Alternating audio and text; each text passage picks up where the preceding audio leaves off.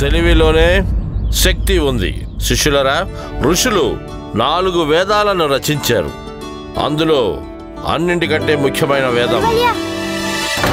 నేను తరగతి లోపలికి రావచ్చా? గుండప్ప, నేను నీకు ఏం చెప్పాను? నీకప్పగించిన పని పూర్తి కానంత వరకు తరగతిలోకి రావటానికి నీకు అనుమతి అనేది లేదు. పని పూర్తయిపోయింది గురువర్య.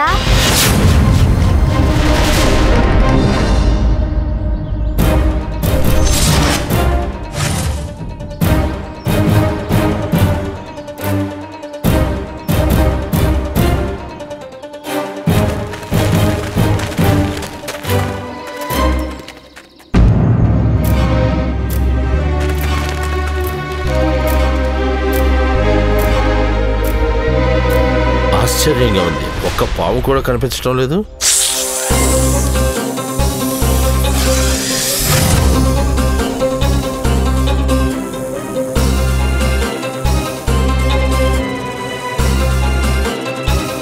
పాము మీద ఎర్రచీమలు పాకుతున్నాయి.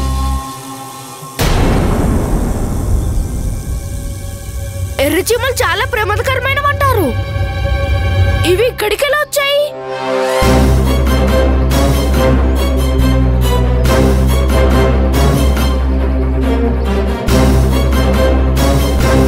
గులువల్య మాట ఇచ్చిన ప్రకారం యుద్ధవీర్ కదా మది తయారు చేస్తాడు. యుద్ధవీరా? ఎందుకు? క్షమించండి గురువర్య, నేను గుండప్పకు మాట ఇచ్చాను. ఒకవేళ తను పాములను వెళ్ళగొట్టాడంటే మడి నేను తయారు చేస్తానని. యుద్ధవీర్,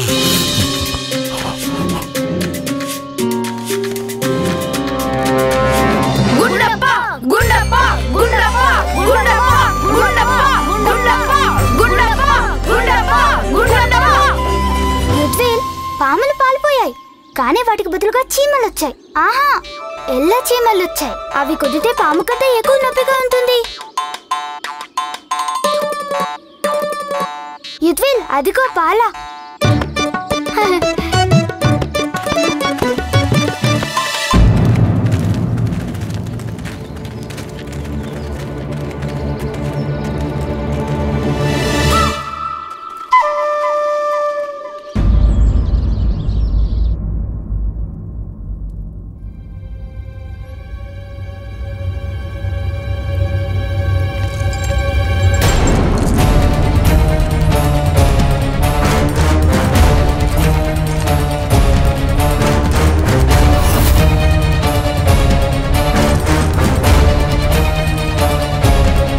రామకృష్ణ,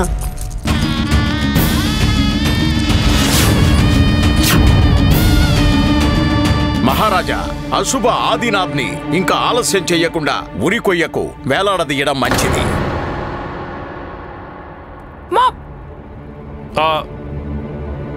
తమరి ఆజ్ఞ మహారాజా. సిపాయిలారా,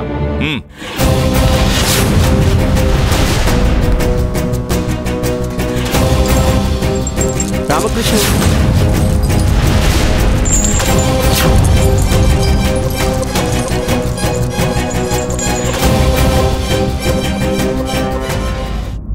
మహారాజా, మన రాజ్యానికి ఒక నియమం ఉంది. ఒక అపరాధికి మరణశిక్ష అమలు చేయడానికి ముందు ఖచ్చితంగా తన చివరి కోరిక అడగడం జరుగుతుంది. మనం ఆదినాథ్ని కూడా తన చివరి కోరిక ఏంటో అడగడం మంచిది. ఈ రామకృష్ణ పండితుడు ఇప్పుడు ఏదో కొత్త నాటకం ఆడబోతున్నాడు. పండితులు గారు, మీరు నన్ను రక్షిస్తానని చెప్పారు కదా. మీరు నన్ను రక్షించనే లేదు, కానీ ఇప్పుడు నా చివరి కోరిక తీర్చాలనుకుంటున్నారా? నాకు ఎలాంటి చివరి కోరిక లేదు. నాకు మరణ శిక్ష వేయండి, నాకు మరణ శిక్ష వేయండి.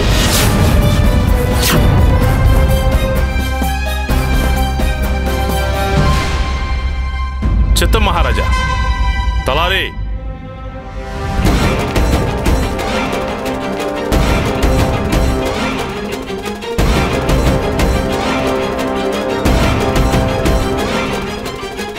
మహారాజా, మహారాజా, నేను ఆదినాథ్కి క్షమాపణ చెప్పాలనుకుంటున్నాను.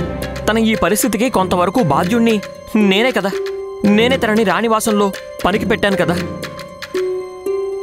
దయచేసి ఆదినాథ్కి క్షమాపణ చెప్పడానికి అనుమతి ఇవ్వండి మహారాజా. అలాగే ధన్యవాదాలు.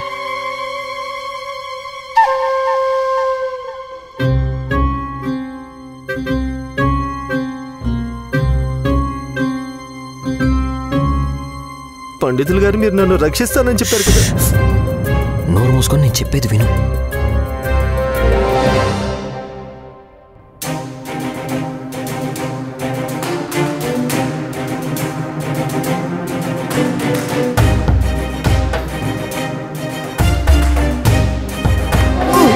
గురువుగారు జాగ్రత్త జాగ్రత్త. మిమ్మల్ని మీరు అదుపు చేసుకోండి.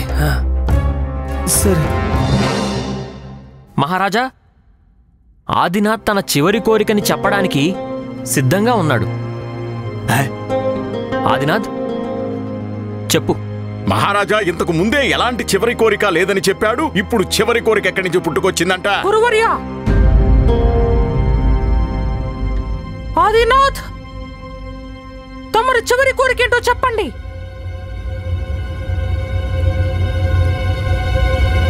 మహారాజా, నేను మిమ్మల్ని వేడుకుంటున్నాను. నా చివరి మాటలను ఈ విజయనగర ప్రజలందరికీ తెలియజేయాలని.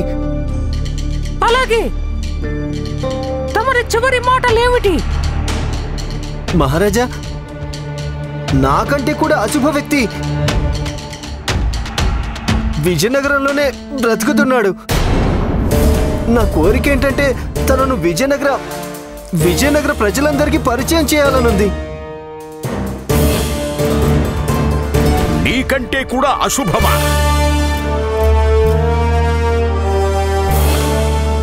అంటే నీకంటే కూడా అశుభ వ్యక్తున్నాడా? ఎవరు? తన పేరేంటి? పేరు చెప్పు. నేను తనకు కూడా మరణశిక్ష విధిస్తాను. కాదు, నేను అన్నదానికి అర్థం ఏంటంటే మహారాజు తనకి కూడా మరణశిక్ష విధిస్తాను. ఆ వ్యక్తి ఎవరంటే విజయనగర మహారాజు కృష్ణదేవరాయలు.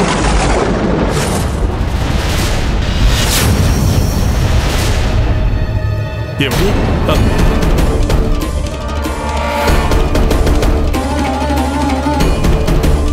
చావు భయంతో తనకు మతి చెలించినట్టుంది. ఏదేదో వాగుతున్నాడు. నువ్వు మా మహారాజునే అశుభమని అంటున్నావా? అవును గురువర్య. ఎందుకంటే నేను అశుభమైన కారణంగా మహారాజుకు గొంతు మీద ప్రభావం పడింది. కానీ మహారాజు అశుభమైన కారణంగా నాకు మరణశిక్ష పడింది. ఆ రోజు ప్రాతకాలంలో మహారాజే మొదటి వ్యక్తి. ఆయన సేవ కోసమే నేను వెళ్ళాను. ఆయన మొహాన్ని నేను దర్శించుకున్నాను. ఇంకా ఆయన అశుభమైన కారణంగానే నాకు మరణశిక్ష పడింది. ఏం చూస్తున్నారు సైనికులారా? త్వరగా, అతి త్వరగా ఈ మూర్ఖుణ్ణి ఉరికొయ్యకు వేలాడదీయండి. ఇతను మన పూజనీయులైన మహారాజునే అవమానిస్తున్నాడు. అంత అవసరమేమీ లేదు. కానీ మహారాజా. గురువర్యా, పండిత రామకృష్ణ మీరే ఆదినాథ్కి ఇవన్నీ నేర్పించారని మాకు తెలుసు. మీరు చెప్పింది నిజమే మహారాజా. నాకు కూడా అనుమానం ఉంది ఈ ఉపాయం మొత్తం ఈ రామకృష్ణ పండితుడు చేసిందే అని. మహారాజా, ఈ రామకృష్ణ పండితుడికి కఠినాతి కఠినమైన శిక్ష విధించండి.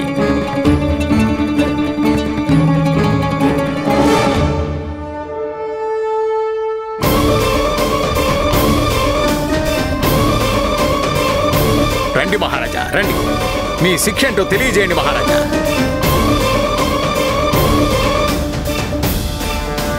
పండిత రామకృష్ణ, మేము మీకు రుణపడి ఉంటాము. ఈ రోజు మీరు రుజువు చేశారు అది శుభం అశుభం ఏవి ఉండవని. ఇవి మనసులో ఏర్పడుతుంది మూఢ నమ్మకాలని. వాస్తవంతో దీనికి ఎలాంటి సంబంధం లేదని. అలాగే మాకు ఈ విషయంలో కూడా సంతోషంగా ఉంది. ఈ రోజు మీరు నిజాన్ని బయటపెట్టడం కోసం మమ్మల్ని మాధ్యమంగా చేసుకున్నందుకు. లేదంటే మాకు ఈ విషయం అర్థం చేసుకోవడానికి ఆలస్యం అయ్యి ఉండేది. ధన్యవాదాలు పండిత రామకృష్ణ. సమయం మించిపోకముందే మీరు మా ఎదురుగా ఏ మూఢనమ్మకమనే తెర ఉందో దాన్ని తొలగించారు. అలాగే మేము ఒక అనర్థం చేయకుండా ఆపారు. దాంతోపాటు మీరు ఒక నిర్దోష వ్యక్తిని రక్షించారు, తన ప్రాణాలు కాపాడారు. మేము మీకు రుణపడి ఉంటాము. ఇది కేవలం మేము చేసుకున్న పుణ్యకర్మల ఫలితమే అయి ఉంటుందని మేము నమ్ముతున్నాము. మీరు చెప్పింది నిజమే మహారాజా. మీరు పోయిన జన్మలో కూడా పుణ్యాత్ములే, అది నాకు తెలుసు. అవును గురువర్య, మాకు తెలుసు. అందుకే మాకు పండిత రామకృష్ణ లాంటి మిత్రుడు, అలాగే ప్రత్యేక సలహాదారుడు లభించాడు. ఆదినాథ్, మీరు మమ్మల్ని క్షమించండి.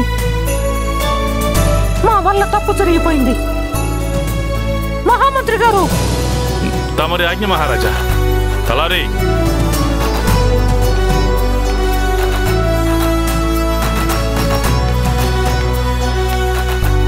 మహారాజా, మహారాజా నన్ను క్షమించండి మహారాజా. మీరు క్షమాపణ చెప్పి నాకు పాపం అంటించకండి. మీరు మా మహారాజు. లేవండి ఆదినాథ్. ఆదినాథ్, మేము మిమ్మల్ని మా రాణివాసంలో ముఖ్య సేవకుడిగా మళ్ళీ నియమిస్తున్నాము. వస్తాము.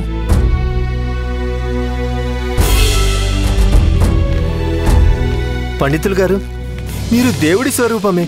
నేను అలాగే నా కుటుంబం మీ ఉపకారాన్ని జీవితాంతం గుర్తుంచుకుంటాం. ఆదినాథ్కి ఈ విషయాన్ని వదిలి నువ్వు వెంటనే వెళ్ళి ముందు నీ కుటుంబాన్ని కలు. ఇక్కడే ద్వారం బయటే నీ కోసం ఎదురు చూస్తూ ఉన్నారు. చాలా ఆందోళనగా ఉన్నారు. వెళ్ళు వెళ్ళు, వెంటనే వెళ్ళి కలు. అలాగే పండితులు గారు. గురుగారు, మా ఉద్దేశం ఏంటంటే ఒకసారి మళ్ళీ పండిత రామకృష్ణుల వారిని ఈ ప్రశ్నకి చుట్టం మంచిది. బహుశా ఈసారి పండిత రామకృష్ణ ఆ ప్రశ్నకు సరైన జవాబిస్తాడేమో. వెళ్ళండి. రామకృష్ణ పండితుడా, చెప్పండి గురుదేవా, ఎలా ఉంది? బాగానే ఉంది.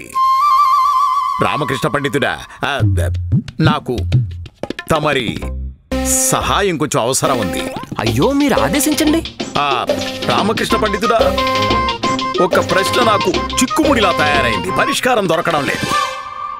అలాగే ఏంటంటే జవాబు కోసం నేను చాలా పై స్థాయి దాకా వెళ్ళాను. అవునా? అవును, కానీ ఇది పూర్తి కింది స్థాయి ప్రశ్న. ఓహో, అందుకే ఈ ప్రశ్నకు జవాబు పొందడంలో నాకు కొంచెం కష్టమవుతోంది. నేను అర్థం చేసుకోగలను గురుదేవా. ఇంతకీ ప్రశ్న ఏమిటి? ఆ ప్రశ్న ఏంటంటే రామకృష్ణ పండితుడా, ఎప్పుడైతే ఈ పృథ్వీ ఉద్భవించిందో ఆ సమయంలో అది ఏ జాము, పగల లేక రాత్రి? ఏంటి? చాలా ఆశ్చర్యంగా ఉంది గురుదేవా. నిన్న ఒక ముష్టివాడు వచ్చాడు. చాలా చండాలంగా, మురికిగా, పొడవైన మాసిపోయిన గెడ్డంతో ఇలా ఇలా ఇలా ఇలా ఇలా అంటూ నడిచాడు తెలుసా. తను కూడా నన్ను ఇదే ప్రశ్న అడిగాడు. ఆ ముష్టివాడు నిన్న మా భవనం దగ్గరకు కూడా వచ్చాడు. ఆ మురికివాడేనా? లేదు లేదు లేదు, అంత మురికిగా ఏం లేడు మీరు చెప్పినంతగా. అవునా? తను తను తను తను తను తను నన్ను కూడా ఇదే ప్రశ్న అడిగాడు. అప్పటి నుంచి నేను చాలా సందిగ్ధ పరిస్థితిలో పడిపోయాను. గురుదేవా, నేను ఆ ముష్టివాడికి ఏ సమాధానం అయితే చెప్పానో అదే మీకు కూడా చెప్పగలను. నాకిక వేరే ఏ సమాధానం తెలీదు. కానీ ఆ జవాబు తప్పు. కానీ మీరు ఇంతవరకు సమాధానం వినలేదుగా. పదండి ధనిమణి, పదండి పదండి పదండి.